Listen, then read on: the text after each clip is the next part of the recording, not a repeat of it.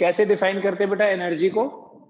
Energy basically work ही है, जो work के यूनिट्स हैं, जो वर्क के डायमेंशंस हैं, वही एनर्जी के भी डायमेंशंस होते हैं। Energy is the capacity of a body to do work. Capacity of a body to do work is called as energy. अगर किसी बॉडी के पास ज्यादा एनर्जी है, if a body has more energy, इसका मतलब होगा that the body can do more work. And if a body has less energy, that means the body can do less work. ज्यादा एनर्जी ज्यादा work, ठीक है। देखो, हम एनर्जी और पावर में डिफरेंस समझते हैं। सपोज करो, मैं एक सिंपल एग्जांपल बना के बता रहा हूँ। सपोज करो ये कोई हाइट है, कोई बिल्डिंग है यहाँ, एंड यहाँ पर दो लोग हैं। इन दोनों आदमियों को एक काम दिया जाता है कि तूने भी 50 ब्रिक्स यहाँ पहुंचानी है यहाँ से, और इसको बोला तूने भी 50 ईंटें जो है वो यहाँ से यहाँ पहुंचानी है। तो ये ए है और ये बी है। ए क्या करता है, ये 50 ईंटें पहुंचा देता है 10 मिनट में सपोज, और बी जो है वो 20 मिनट लगाता है। बी ने 20 मिनट्स लगाए। तो हम क्या बोलेंगे, किसने ज्यादा वर्क किया? दोनों ने बराबर वर्क किया, इसलिए दोनों की एनर्जी सेम है। लेकिन ए ने जल्दी कर दिया ना, तो ए इज मोर पावरफुल। दोनों बराबर एनर्जेटिक हैं, बट पावरफुल ए ज्यादा है, बिकॉज वो उतने ही काम को कम टाइम में कर रहा है। इसलिए जब जब टाइम की बात आएगी तो पावर, और अगर सिर्फ वर्क की बात आएगी, नॉट टाइम, तो energy.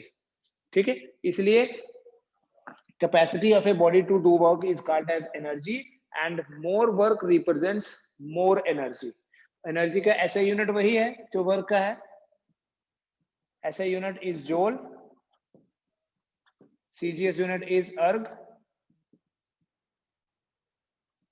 and 1 joule is 10 raised per 7 ergs. ये तो SI और CGS यूनिट्स की बात हो गई। हर तरह की एनर्जी जो है ऐसे ही होगी, लेकिन एनर्जी की ना और बहुत सारी फॉर्म्स हैं। इनफैक्ट एनर्जी ही एक ऐसी क्वांटिटी है which is available in very different forms. We have like electrical energy. कैसे मेजर करते हैं इलेक्ट्रिकल एनर्जी को? इलेक्ट्रिकल एनर्जी को मेजर करते हैं हम किलो वॉट आवर में।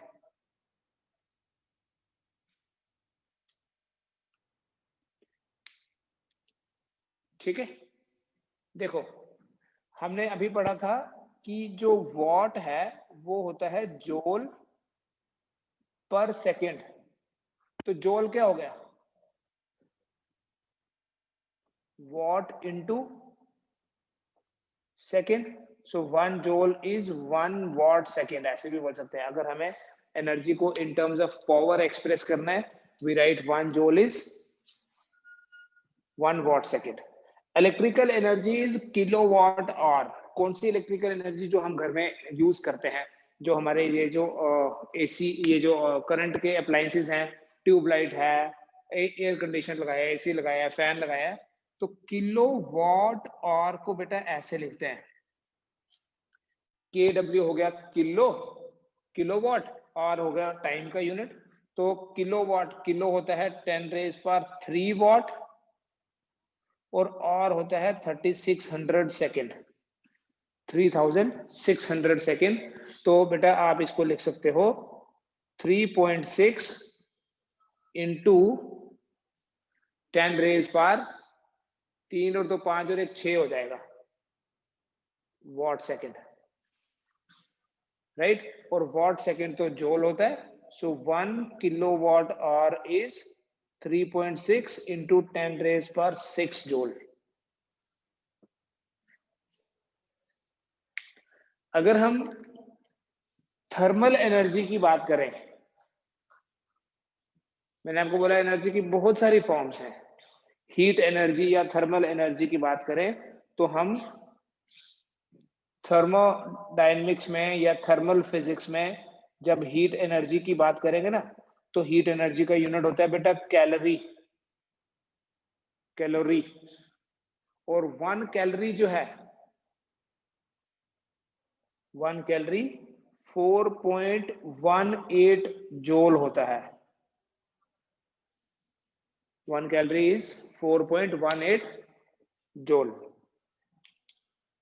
जब हम एटॉमिक फिजिक्स या न्यूक्लियर फिजिक्स की बात करते हैं, मॉडर्न फिजिक्स की जब हम बात करेंगे, 12th में आप मॉडर्न फिजिक्स पढ़ोगे।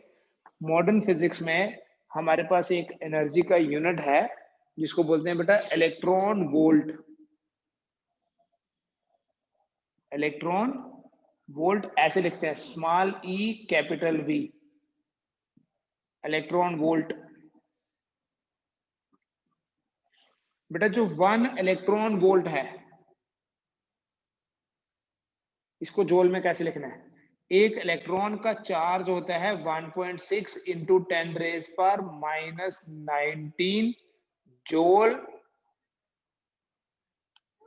जूल नहीं, चलो कूलम इंटू वोल्ट लिख देता हूं। ये चार्ज आ गया, और कूलम इंटू वोल्ट को भी हम जूल बोलते हैं। अभी नहीं आपने इसको यूज करना है, बट एटलीस्ट ये कन्वर्शन आप याद रखें, that 1 electron volt is 1.6 into 10 raise पर minus 19 coulomb into volt is joule. Electron volt किसके बराबर है? 1.6 इंटू 10 रेज पर माइनस 19 जूल के बराबर।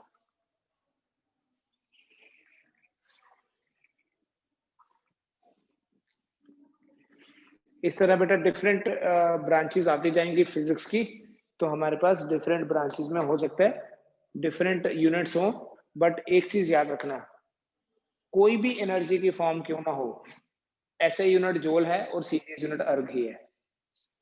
ठीक है, फिर हम कन्वीनियंस के हिसाब से डिफरेंट सिस्टम्स में डिफरेंट यूनिट्स यूज भी करते हैं। बेटा अभी हमने जिस एनर्जी को डिटेल में पढ़ना है ना, वो है मैकेनिकल एनर्जी। क्योंकि हम ये मैकेनिक्स पढ़ रहे हैं, सो मैकेनिक्स में हम मैकेनिकल एनर्जी की बात करते हैं।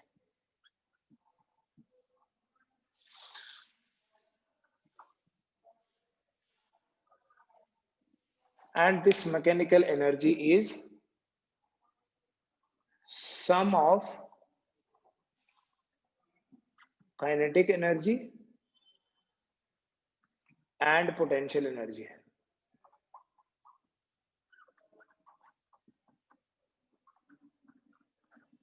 काइनेटिक एनर्जी और पोटेंशियल एनर्जी है।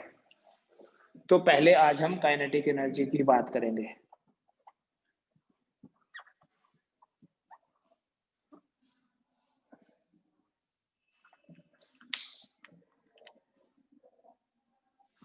ये जो वर्ड काइनेटिक है, काइनेटिक का मतलब है मोशन।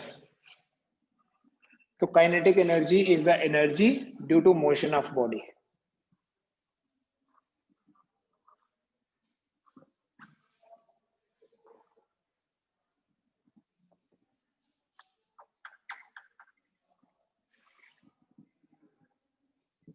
मोशन के कारण जो एनर्जी होती है, उस एनर्जी को काइनेटिक एनर्जी बोलते हैं।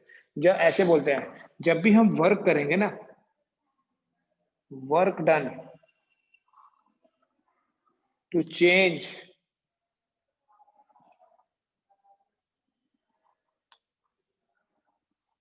the position of a body from rest to motion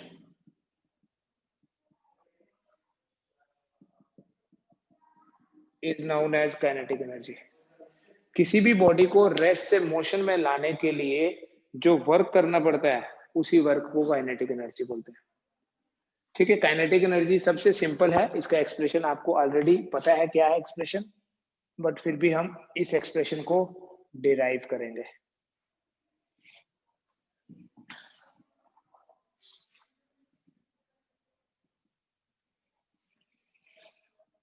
Let us derive the expression for kinetic energy. Suppose एक बॉडी है, किसी हॉरिजॉन्टल सरफेस पे इट इज प्लेस्ड, और इस बॉडी की इनिशियल वेलोसिटी जो है वो है 0, मतलब इनिशियली ये बॉडी रेस्ट पे है। और हमने क्या किया, हमने इस बॉडी के ऊपर फोर्स लगाई, और फोर्स लगा के एक तो इसको डिस्प्लेस कर दिया बाय एस, और दूसरा जब हम फोर्स लगाते हैं तो ऑब्वियसली इसने वेलोसिटी गेन करी होगी। सपोज उसकी वेलोसिटी u से, जो कि 0 थी, 0 से v हो गई after travelling distance s। Let a force F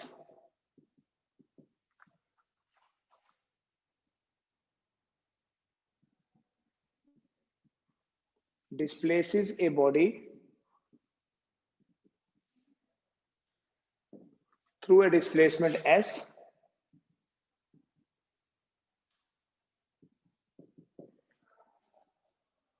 then work done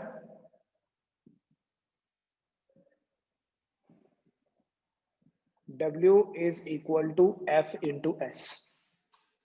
Work is force into displacement. ठीक है।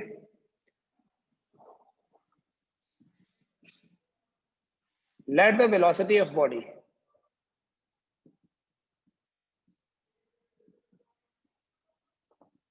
changes from 0 to v, then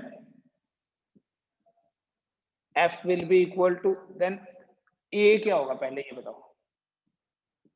after travelling distance S कौन सी इक्वेशन यूज करेंगे, v square minus 0 square divided by 2s। Third equation है v square minus u square equal to 2as। तो मेरे पास a कितना आ गया,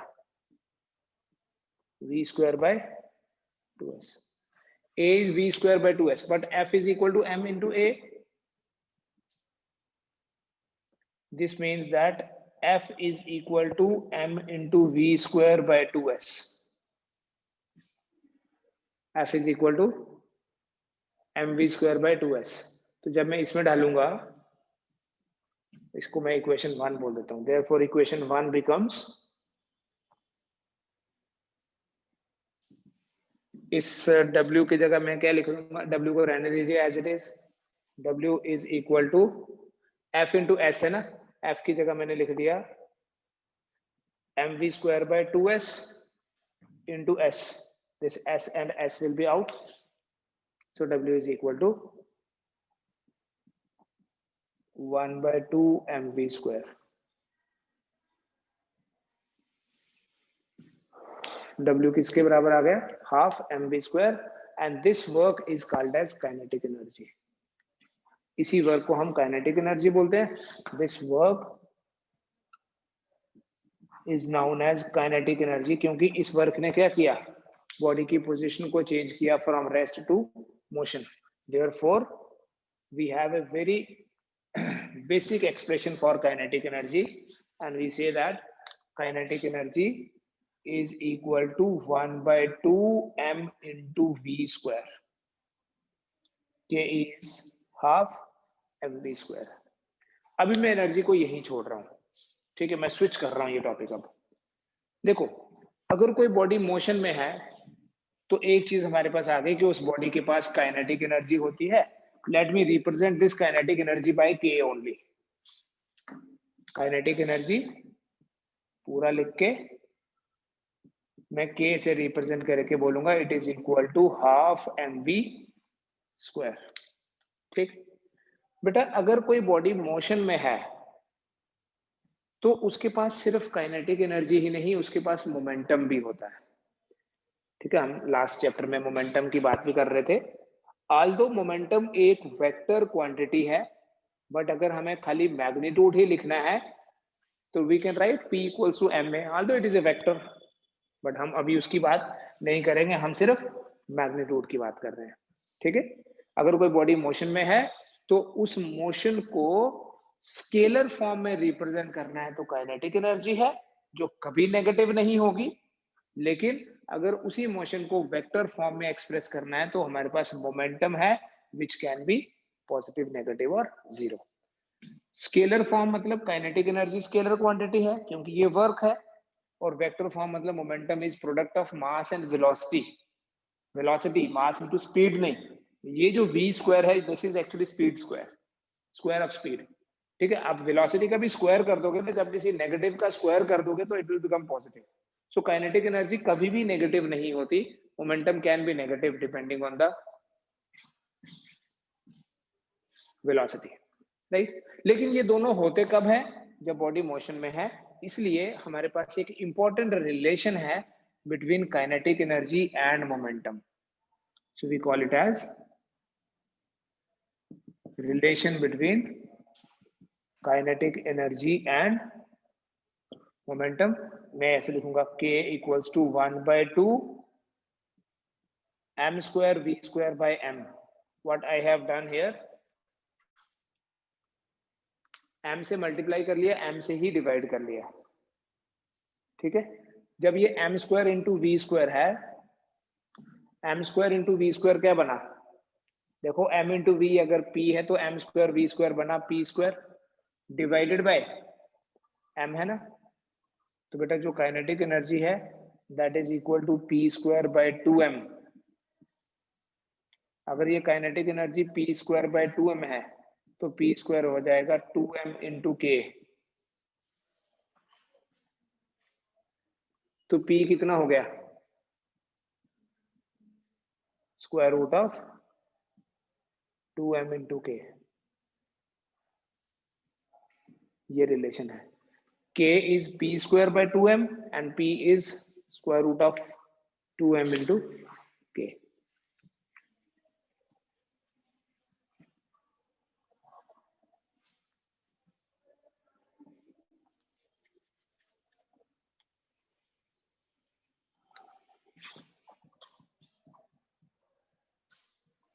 मास तो कांस्टेंट होता है, बॉडी का मास चेंज नहीं होगा। So we say kinetic energy is directly proportional to p square.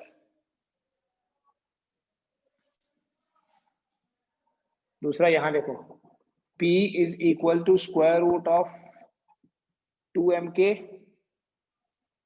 2m into k। It means p is directly proportional to root of k। p is directly proportional to square root of k।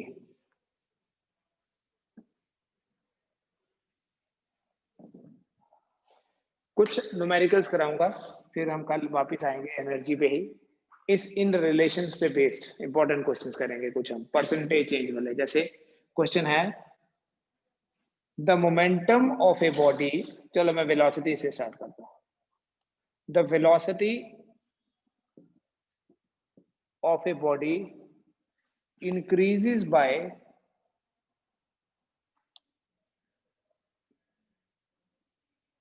20%। The velocity of a body increases by 20%। What will be the percentage increase in its kinetic energy? अगर किसी body की velocity 20% बढ़ी, अगर velocity 20% बढ़ी तो kinetic energy कितने percent बढ़ेगी? Formula हमें पता है बेटा काइनेटिक एनर्जी का। मैं ऐसे इनिशियल वेलोसिटी को v लेके लिख लूंगा, इनिशियल काइनेटिक एनर्जी के आई लिख देता हूं।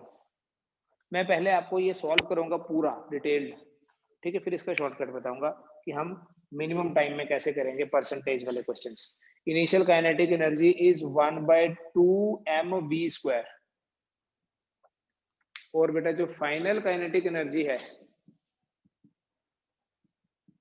Final kinetic energy kf, it is equal to 1/2 m into vf square.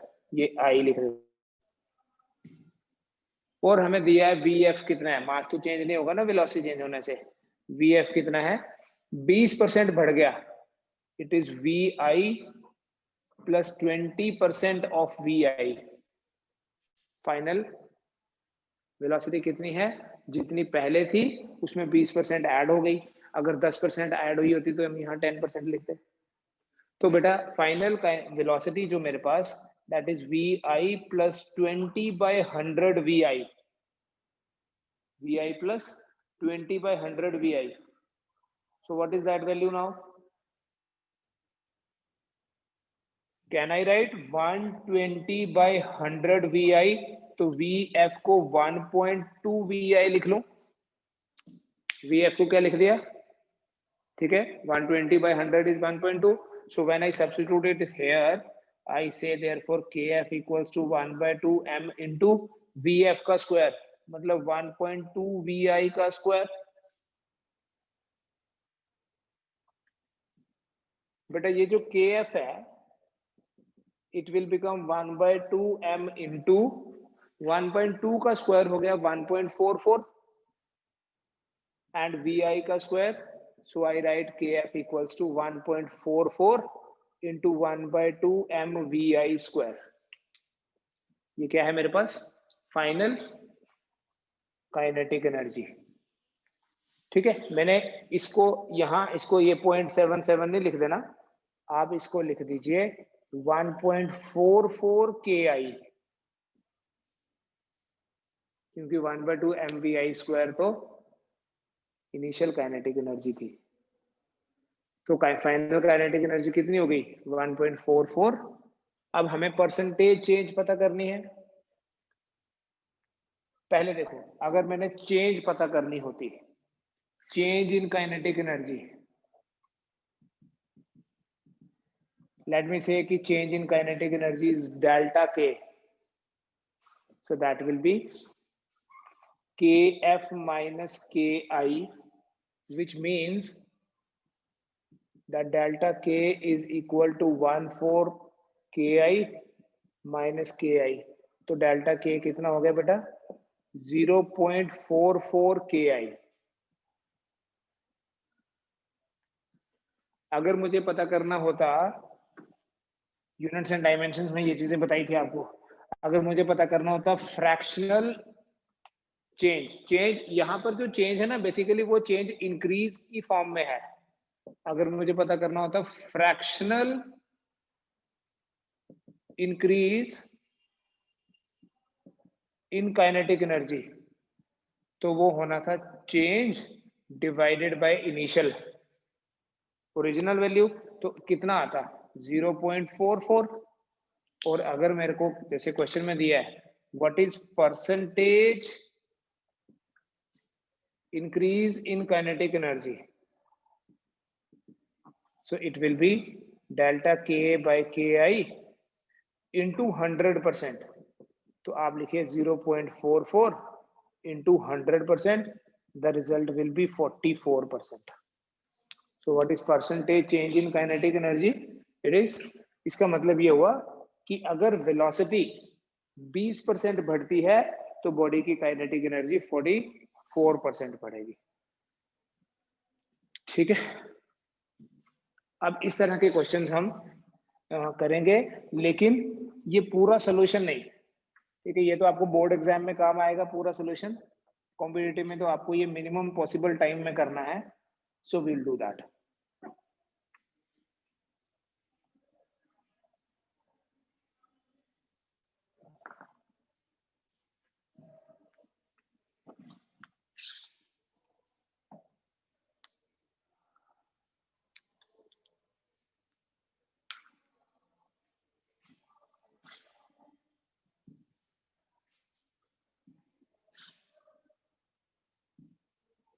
If velocity increases by 30%, तो काइनेटिक एनर्जी कितने परसेंट बढ़ेगी? सिमिलर क्वेश्चन कराऊंगा but not by the similar method. Velocity 30% बढ़ी तो काइनेटिक एनर्जी कितने परसेंट बढ़ेगी? मैं बिल्कुल शॉर्टकट बता रहा हूं आपको, लेस देन 1 मिनट में होगा क्वेश्चन, लेकिन समझ आप ही को आएगा। ये किसी को समझाने के लिए फिर आपको बोलना पड़ेगा, लिख के नहीं समझा सकते आप सिर्फ। ठीक है, मतलब एग्जाम में नहीं करना है ये। वेलोसिटी 20% बढ़ी, बेटा जब जब परसेंट की बात आती है ना, परसेंट होता है पर 100। जैसे मैं बोलूं अगर 30% ऑफ 10, तो वो आपको सॉल्व करना पड़ेगा। 30/100 इंटू 10, 3 आएगा। अगर मैं बोलूं 30% ऑफ 5, तो 30/100 इंटू 5 करना है। लेकिन अगर मैं आपको बोलूं 30% of 100, so that is 30। 50% of 100 is 50। 10% of 100 is 10। इसलिए जब भी परसेंट कैलकुलेट करना है ना, तो compare with 100। So first, velocity increases by 30%। इसका मतलब वेलोसिटी अगर पहले 100 होती, तो अब कितनी हो गई? 130। कितने परसेंट इंक्रीज दिख रहा है? 100 से 130 होना मतलब 30% बढ़ी। वेलोसिटी जो है वो 100 से 130 हुई है या 10 से 13 हुई है, बात एक ही है। ये जीरो काट दिया ऐसे। वेलोसिटी 10 से 13 हो गई। वेलोसिटी का स्क्वायर देखना, 10 का स्क्वायर 13 का स्क्वायर, तो 10 का स्क्वायर तो हो गया 100 और 13 का स्क्वायर हो गया 169। तो वेलोसिटी का स्क्वायर कितने परसेंट बढ़ा? 69%। और काइनेटिक एनर्जी जो है बेटा, काइनेटिक एनर्जी तो वेलोसिटी के स्क्वायर के ही प्रोपोर्शनल है। तो जब वेलोसिटी का स्क्वायर 69% बढ़ा, तो इसका मतलब जो काइनेटिक एनर्जी है that will also increase by 69%। और अगर आप इसको पहले वाले मेथड से करेंगे, you will get the same result. सिर्फ ये प्रोपोर्शनैलिटी समझनी है आपने। तो वेलोसिटी 30% बढ़ाई, तो काइनेटिक एनर्जी 69% बढ़ती है। ठीक है, ये आप किसी को लिख के दे दोगे तो नहीं पता चलेगा, यू हैव टू एक्सप्लेन। तो मैं तीन रिलेशंस की बात करूंगा अभी, जिसके बेसिस पे हम क्वेश्चंस करेंगे परसेंटेज वाले। One is kinetic energy is directly proportional to v square. Second is कि ये जो काइनेटिक एनर्जी है ये p स्क्वायर के भी डायरेक्टली प्रोपोर्शनल है। और थर्ड है कि p जो है वो रूट ऑफ काइनेटिक एनर्जी के डायरेक्टली प्रोपोर्शनल है, रूट k के डायरेक्टली प्रोपोर्शनल है। ठीक है, देखो अगर क्वेश्चन ये है कि अगर किसी बॉडी का मोमेंटम 40% बढ़ गया, तो बताओ काइनेटिक एनर्जी कितने परसेंट बढ़ेगी? अगर मोमेंटम 40% बढ़ा, तो kinetic energy will increase by, अगर मोमेंटम 40% बढ़ा तो kinetic energy will increase by what? देखो मोमेंटम 40% बढ़ा मतलब मोमेंटम कितना हो गया? 100 से 140। मोमेंटम 100 से 140 हो गया, मतलब 10 से कितना हो गया? 14 हो गया। From 10 it increases to 14। लेकिन मोमेंटम का स्क्वायर पता करना है, क्योंकि वही होता है काइनेटिक एनर्जी। तो मोमेंटम का स्क्वायर 100 से 196 हो गया। ठीक, तो मोमेंटम का स्क्वायर ही अगर काइनेटिक एनर्जी है, so we say that kinetic energy increases by 96%। लेकिन अगर क्वेश्चन ऐसा है कि एक बॉडी का मोमेंटम 20% कम हो रहा है, तो बताओ काइनेटिक एनर्जी कितने परसेंट कम होगी? कम हो रहा है यहाँ। अगर मोमेंटम 20% कम हो रहा है मतलब वो 100 से कितना हो गया? 80। 20 कम कर दो, 100 से 80 होना मतलब 10 से 8 हो गया। और जो 10 से 8 होगा स्क्वायर करना, वो 100 से कितना हो गया? 10 का स्क्वायर 8 का स्क्वायर 64। तो कितना कम हुआ? 36%। सो मोमेंटम का स्क्वायर ही तो काइनेटिक एनर्जी है, इट डिक्रीजेस बाय 36%। सो जब मोमेंटम 20% बढ़ेगा तो काइनेटिक एनर्जी 36% कम होती है।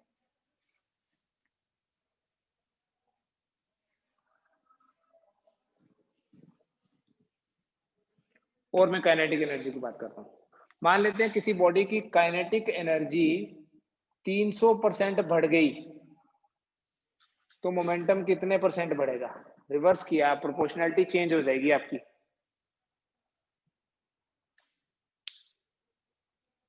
काइनेटिक एनर्जी 300% बढ़ी, मतलब जो काइनेटिक एनर्जी है वो 100 से कितनी हो गई, 400। वही वैल्यू ऐड कर दो और फाइंड क्या करना है, मोमेंटम कितने परसेंट बढ़ेगा। बढ़ेगा ना, डायरेक्टली प्रोपोर्शनल है, तो रूट करना, रूट के ही होता है मोमेंटम। ठीक है, तो ये मोमेंटम लिख लेता हूं, ये हो गया 10 और ये हो गया 20। 10 से 20 हुआ, कितने परसेंट बढ़ा, 10 से 20 हुआ, 10% थोड़ी बढ़ा। 10 से 20 होना डबल होना होता है, डबल होना मतलब 100% बढ़ा। 100 से 200 हुआ या 10 से 20 हुआ, एक ही बात है। ये 10 से 20 हुआ है, तो अगर मैं इसको जैसे जीरो कैंसिल कर देते हैं, जीरो ऐड भी तो कर सकते हैं, तो मोमेंटम 100 से कितना हो गया, 200। अगर काइनेटिक एनर्जी 100 से 400 हो रही है, मतलब काइनेटिक एनर्जी 300% बढ़ रही है, वो वैल्यू ऐड करी तो मोमेंटम 100% ही बढ़ेगा।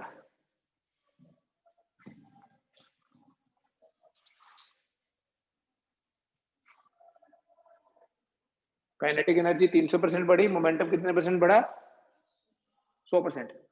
फिर आगे, अगर एक और बस लास्ट, अगर काइनेटिक एनर्जी 51% कम हुई तो मोमेंटम कितने परसेंट कम होगा। If kinetic energy decreases by 51%, then momentum will decrease by what percent?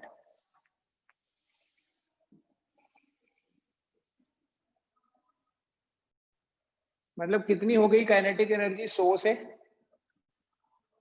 49 हो गई ना, 51% कम हो गई, मतलब -51 कर दो।